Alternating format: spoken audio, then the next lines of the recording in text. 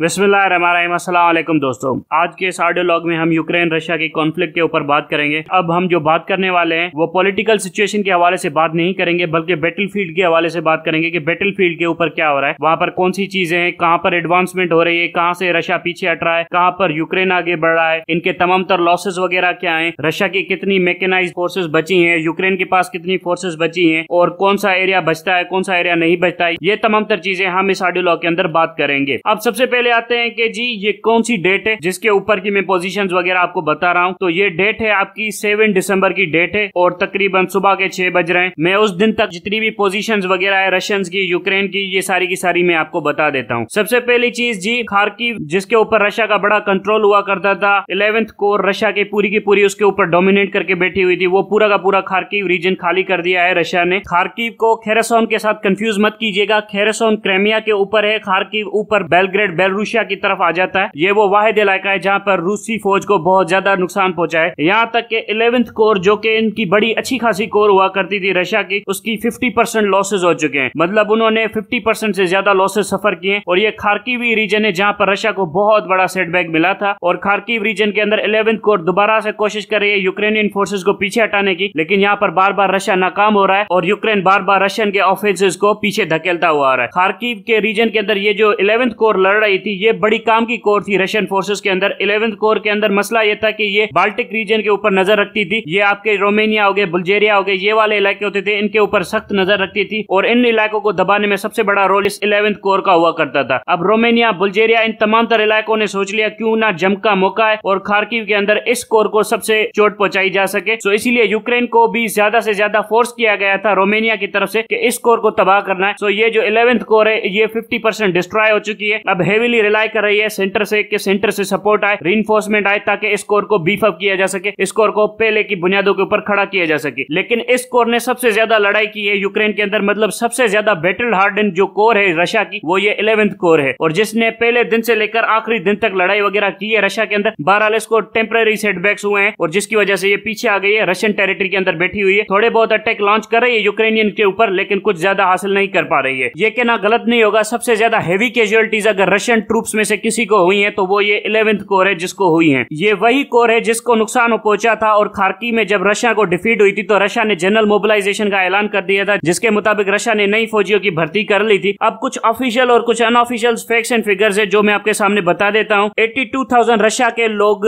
इस वक्त यूक्रेन के अंदर है जो लड़ रहे हैं, मतलब 82,000 कॉम्बेटेंट्स यूक्रेन के अंदर मौजूद है जो लड़ रहे हैं। 3 लाख से ज्यादा फौजियों को मोबिलाइज कर दिया है रशिया ने, मतलब उनकी ट्रेनिंग वगैरह कर ली है और विद इन मंथ वो सारे के सारे रशिया के फ्रंट के ऊपर उतर जाएंगे। उसके बाद अनऑफिशियल क्लेम्स ये बताते हैं कि तकरीबन इस वक्त यूक्रेन के अंदर 3.5 लाख के करीब रशियन फोर्सेस लड़ रहे हैं। ये अनऑफिशियल क्लेम्स है। ऑफिशियल क्लेम के मुताबिक 82,000 और मोबिलाइजेशन के हवाले से अनऑफिशियल क्लेम्स बता रहे हैं कि 7 लाख के करीब मोबिलाइजेशन कर दिए रशिया ने, ट्रूप्स की ट्रेनिंग वगैरह कराए 7 लाख के करीब। अगर ये अनऑफिशियल क्लेम सही है तो रशिया बहुत बड़े मैसिव लेवल के ऊपर इस जंग को लेकर जाने वाला है और आने वाले दिनों में बहुत बड़ी रैपिड मोबिलाइजेशन होगी और बहुत बड़ी तादाद में रशिया फौजी लॉन्च करने वाला है यूक्रेन के ऊपर, अगर ये अनऑफिशियल नंबर्स दुरुस्त हैं। क्योंकि ये 7 लाख और 3 लाख की फौज अगर अनऑफिशियली रशिया अक्यूमुलेट कर रहा है तो ये बहुत बड़ी जंग होने वाली है। इसमें आप एक और चीज ऐड कर लीजिए, ये जो आपके अफगान आर्मी के कमांडोज थे जिन्होंने तालिबान के सामने हथियार डाल दिए थे, ये सारे के सारे पैसे कमाने के लिए रशिया के पास गए और वहां पर ये जंग लड़ने के हवाले से अपनी सर्विसेज ऑफर कर रहे हैं। रशियन एम्बेसी इन्हें रिक्रूट कर रही है और वेगनर ग्रुप है जो रमजान कादिरोव का ग्रुप है, उसके साथ मिलाकर इनको लड़ाने की कोशिश की जा रही है ताकि ये भी मुसलमान, वेगनर ग्रुप भी मुसलमान, ये दोनों मिलकर यूक्रेनियों के ऊपर हमला कर सके। सो यहाँ पर यह भी हो रहा है कि मतलब अफगानिस्तान के जितने भी कमांडोज थे जिनको अमेरिका ने ट्रेन किया हुआ था वो रशिया रिक्रूट कर रहा है। ये अनऑफिशियल रिपोर्ट्स है, ऑफिशियल रिपोर्ट वगैरह कोई भी नहीं है इनमें से। इन तमाम तर चीजों के अलावा बेलारूस के अंदर जहां से कीव ज्यादा करीब होता है, मतलब बेलारूस से कीव बहुत ही करीब है, अगर वहां से हमला किया जाए तो कीव को आप 1-2 दिन के अंदर ले सकते हैं। कीव आपके यूक्रेन का कैपिटल है, ठीक है। वहां पर बेलारूस के अंदर रशिया ने 9,000 अपने ट्रूप्स जमा किए हैं, 400 से ज्यादा टैंक्स जमा किए, 100 से ज्यादा आर्टिलरी जमा की है, 100 से ज्यादा मिलिट्री एयरक्राफ्ट भी बेलारूस के अंदर रशिया ने जमा कर दिए। अगर ये बात दुरुस्त है तो बेलारूस से रशिया हमला कर सकता है कीव के ऊपर, पर मुझे नहीं लगता रशिया यहाँ पर हमला करेगा। रशिया इस तमाम तर फोर्स को एक स्ट्रेटेजिक यूनिट रखेगा। अगर रशिया के फ्रंट के ऊपर हालत खराब हुई तब जाकर रशिया यूक्रेन के ऊपर बेलारूस से जाकर हमला कर सकता है। मतलब यहाँ पर देखे कि रशिया ने अपने कुछ फौजियों को रिजर्व के तौर के ऊपर बेलारूस के अंदर रखा हुआ है। अच्छा जी, अब आते हैं फ्रंट के हवाले से। फ्रंट के हवाले से मैं आपको सिचुएशन थोड़ी सी बता देता हूँ, नाम बता देता हूँ पहले आपको, ताकि आपके सामने अंदाजा हो जाए। ये ये मैं आपको बता रहा हूँ नॉर्थ से साउथ की तरफ, मतलब ऊपर से नीचे की तरफ जितनी ज्योग्राफिकल टेरिटरीज है जहां पर रशिया और यूक्रेन एक दूसरे को एंगेज करके बैठे हुए हैं, उनके नाम मैं आपको बता देता हूँ। सबसे पहले आता है सावातोव, जहां पर P66 हाईवे है जिसके ऊपर यूक्रेन की नजरें हैं और यूक्रेन इस हाईवे को कैप्चर करना चाहता है। मतलब सबसे ऊपर सावातोव की पोजीशन है जहां पर सबसे ज्यादा लड़ाई चल रही है। सावातोव से भी जो ऊपर की पोजीशन है वो कार्किव का रीजन है। कार्किव के रीजन के ऊपर यूक्रेन ने मुकम्मल कंट्रोल कर लिया है और यही वो जगह थी जहां पर 11th कोर को बहुत ज्यादा तबाही का सामना करना पड़ा था। अब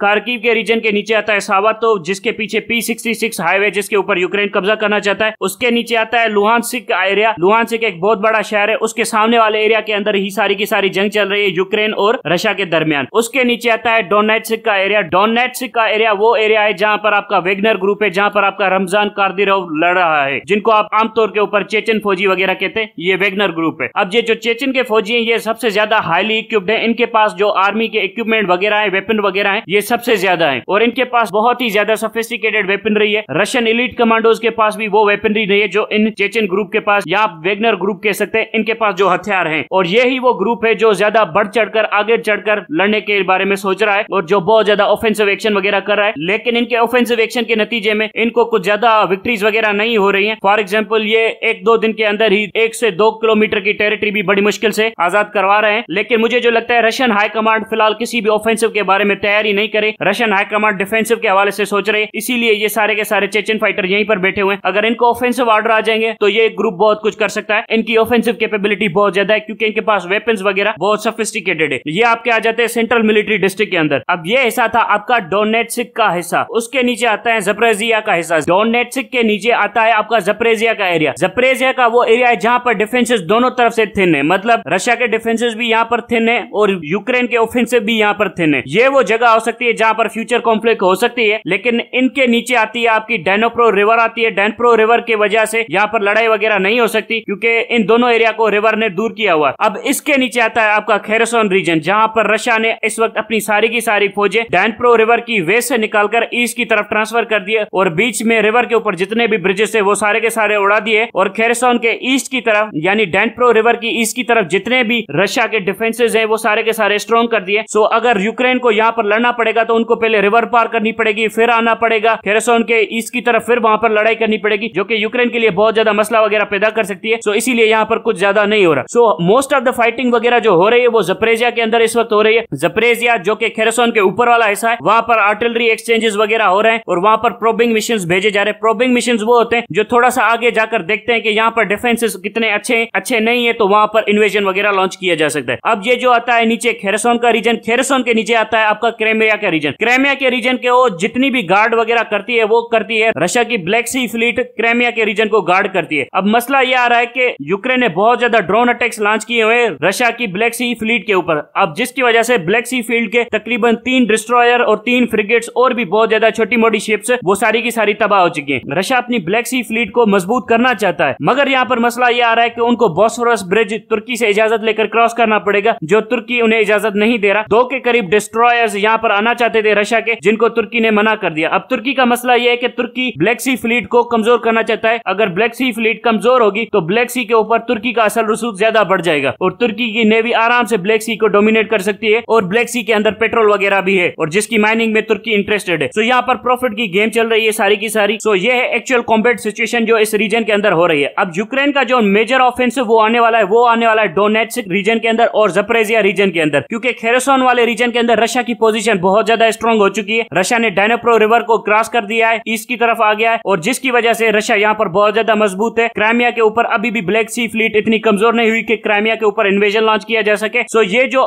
नेक्स्ट फाइटिंग होने वाली है वो होने वाली है ज़पोरिज़िया के अंदर और डोनेट्स्क के रीजन के अंदर, जहां पर बहुत ज्यादा लड़ाई शड़ाई होने वाली है आने वाले दिनों के अंदर। अब देखा जाता है कि क्या यूक्रेन इंतजार करता है सर्दियां कम हो या सर्दियों के अंदर ही ऑफेंसिव लॉन्च कर देता है। अब जो डोनेट्स्क रीजन है वहां पर चेचन फाइटर है, ये अब पता चलेगा कि चेचन फाइटर कितने अच्छे फाइटर है, क्योंकि यहाँ पर मेजर ऑफेंसिव आने वाला है आने वाले दिनों के अंदर। अब जी आते हैं जो क्लेम किए जा रहे हैं यूक्रेन की तरफ से। यूक्रेन के मुताबिक रशिया के बहुत ज्यादा मिसाइल कैपेसिटी उड़ गई है। रशिया ने ये पूरी की पूरी जंग अपनी मिसाइल की कैपेसिटी के ऊपर लड़ाई थी। एक्चुअली में रशिया को नुकसान इस पूरी की पूरी जंग के अंदर यह हुआ है कि उसकी आर्मी ने ज्यादा अच्छा परफॉर्म नहीं किया, जिसकी वजह से उसकी आर्मी की शॉर्टकमिंग्स को रशिया ने अपनी मिसाइल कैपेसिटी से फुलफिल करने की कोशिश की। आमतौर के ऊपर इतनी ज्यादा मिसाइल कैपेसिटी या मिसाइल स्ट्राइक्स वगैरह यूज नहीं की जाती जितनी रशिया ने की है इस जंग के दौरान, जिसकी वजह से रशिया के अंदर जितनी भी मिसाइल कैपेसिटी थी वो सारी की सारी उड़ गई है। मतलब यूं कहे कि रशिया के जो स्टोर किए हुए मिसाइल थे वो ज्यादा से ज्यादा उड़ चुके हैं और खत्म होने वाले हैं। फॉर एग्जाम्पल रशिया ने शुरुआत में सिकंदर मिसाइल का इस्तेमाल किया था, जो पहले सारे के सारे अटैक थे वो सिकंदर मिसाइल से किए थे, जिसकी वजह से इस वक्त सिकंदर मिसाइल की जो कैपेसिटी रशिया के पास बची है वो 13% है। मतलब रशिया ने अपने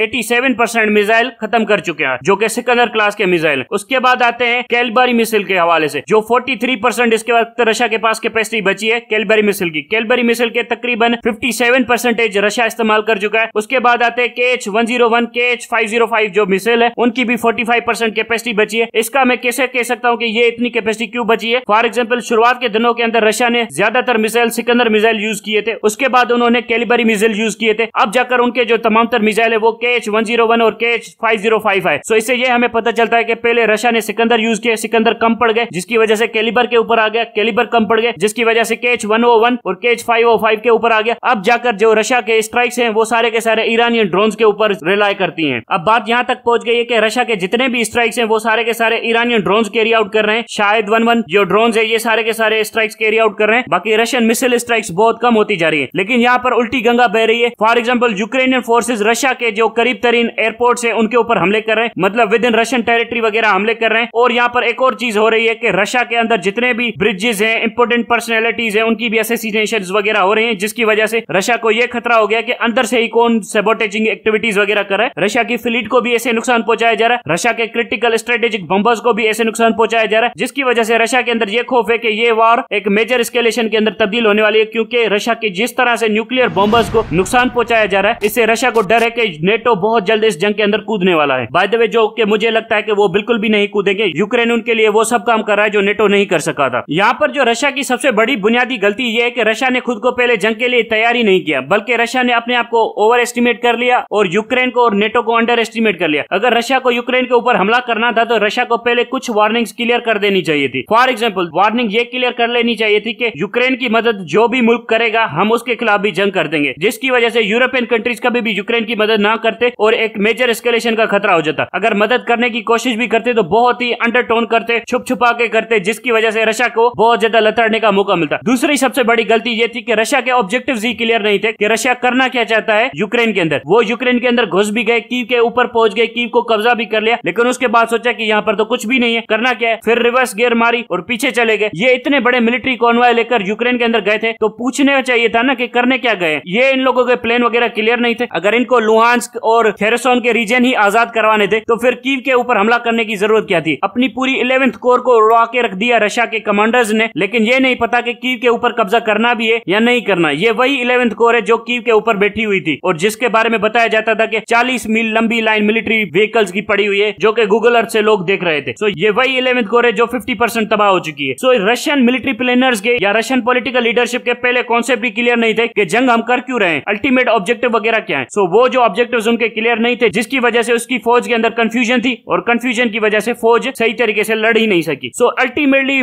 ब्लेम जो जाता है कि वो रशियन मिलिट्री लीडरशिप के ऊपर, रशियन पॉलिटिकल लीडरशिप के ऊपर जाता है, रशियन आर्मी के ऊपर नहीं जाता, क्योंकि रशियन आर्मी भी तभी लड़ेगी जब उसके ऑब्जेक्टिव्स बिल्कुल ही क्लियर हो कि हम ये करने आए। लेकिन जब उनके ऑब्जेक्टिव्स ही क्लियर ना हो, 40 दिन यूक्रेन के अंदर घुस गए, उसके बाद कहा कि वापस चले आओ, तो फिर ये कौन सी एक्टिविटी थी। सो ये रशियन पॉलिटिकल लीडरशिप का डिमाइस है, पॉलिटिकल लीडरशिप का फेल्योर है, फौजियों का फेल्योर नहीं है। अब तक के लिए इतना ही। Thank you very much.